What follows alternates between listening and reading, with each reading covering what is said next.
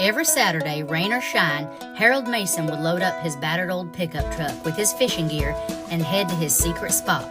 The honey hole, as he liked to call it, had been his refuge for nearly 2 decades, a place where the bass practically jumped into his boat and the worries of the world faded away. Retired now, with more time on his hands than he knew what to do with, Harold spent his weekends pursuing his one true passion, fishing. That morning, the lake was particularly still, the water like glass beneath the soft light of dawn. Harold eased his old rowboat onto the water and rowed out to his usual spot, a little cove tucked away behind a cluster of cypress trees. Harold cast his line and settled in, enjoying the solitude.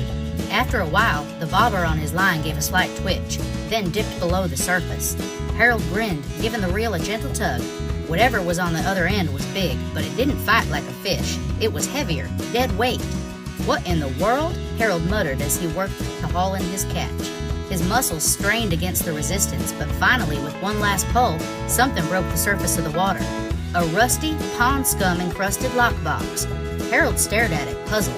He carefully lifted the dripping box into the boat. It was old, very old, and the lock had long since corroded away. Curiosity piqued, he decided to cut his fishing trip short and headed back home. In his garage, Harold pried open the box with a crowbar.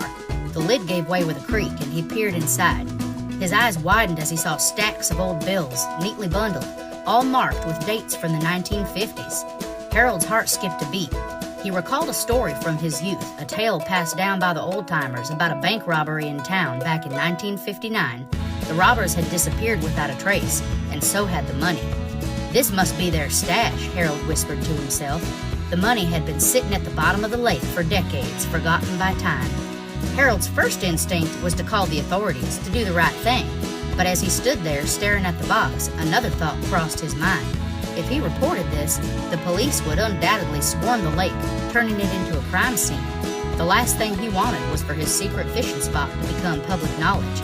That place was sacred to him, a sanctuary. After a few moments of contemplation, Harold made a decision. He wrapped the money in an old tarp, placed it in a cardboard box, and drove into town under cover of night. At the local police station, he left the box on the steps. The story hit the news the next day. The police were baffled by the mysterious delivery, and the town buzzed with speculation.